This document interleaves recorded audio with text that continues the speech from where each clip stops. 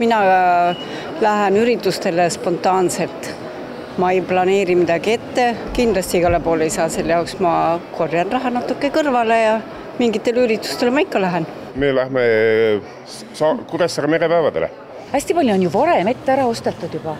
Et meil on juulikuus, augustis ja kõik on juba piletid olemas, et mis nüüd suvel näitab, seda ei teagi, kes paistab. Et siis kui ette osta, siis saab vist ka parema hinnaga? No, et selles ei kajastu see muutus, mis nüüd tuleb, mis see käibekas on, mis tõuseb, eks. Et seda seal veel ei olnud. Kvaliteedi ja hinnasuhe peab olema paigas ka vastavalt sellele, mida sa kuulda tahad. Ja mõni asi on lihtsalt väärt rohkem maksmist. Päris igale poole ei saa nagu hinna pärast ka minna? Kindlasti. Kuna ma olen Saaremaa inimene, siis ma üldiselt ikka asukoha järgi rohkem vaatan, et tõesti on palju, aga tuleb valik teha. Et ikkagi vaatate ka nagu hinna poolest, et kuhu? Kindlasti vaatame, jah. Peika kinkis mingite kontserdite piletid, et ei pea ise valima. Kui palju teid mõjutab see, et sel aastal on igasugused maksutõusud olnud, hinnatõusud, et kas valite rohkem selle järgi ka, et kuhu lähete? Õnneks ei pea veel korrektsioone tegema.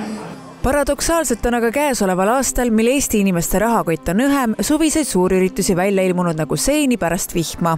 Kas siis külastajaid tõesti jätkub? Igale poole ei jätku sellepärast, et tõesti, nagu sa ütlesid, et ürituste üleküllus on sel suvel tõesti väga suur. Ma isegi ei mäleta, ma arvan, et see on esimest korda üldse Eesti ajaloos, kus selline ürituste massilisus toimub. Üle poole Eesti inimestest plaanib hoopis sel suvel oma kulutusi oluliselt piirata, selgus LHV tellitud Norstati uuringust. Kõik need maksutõusud ja hinnatõusud on ikkagi teinud oma töö, midagi ei ole teha. Ja suvi on meil selline, see 2 kuud on selline, kus tahaksid kõik elu nautida ja peredega reisimas käia, väljas käia ja kõiki neid üritusi on ju oluliselt rohkem. Et paraku see suvi tuleb ikkagi rahakotiraudasid koomale tõmmata, sellepärast et kulud on ikkagi niivõrd palju tõusnud. Seda küll vanuse lõikes natuke erinevalt. Kõige suuremat rahalist survet tunnevad 30–39 aastased. Neid, kes peavad kokku hoidma, on selles vanuses lausa 69%. Seal on hästi loogiline põhjus, sest et tavaliselt neil inimestel on ka väikesed lapsed, mingid laenukohustused, näiteks kodulaenu näol. Ja kui ikkagi tahta koos lastega suvel kuhugi üritusele minna, siis ma arvan, et igaüks teab seda, et see on ikkagi päris arvestatav väljaminek. Ja kui ikkagi on vaja kulusid piirama hakata, siis meelelahutus on üks esimesi kohti, kus seda kokku tõmbama hakatakse. Väiksema finantspinge all on noored vanuses 18–29, kes elavad veel vanematega ja pensioniealised, kellel jällegi laenukohustust vähem.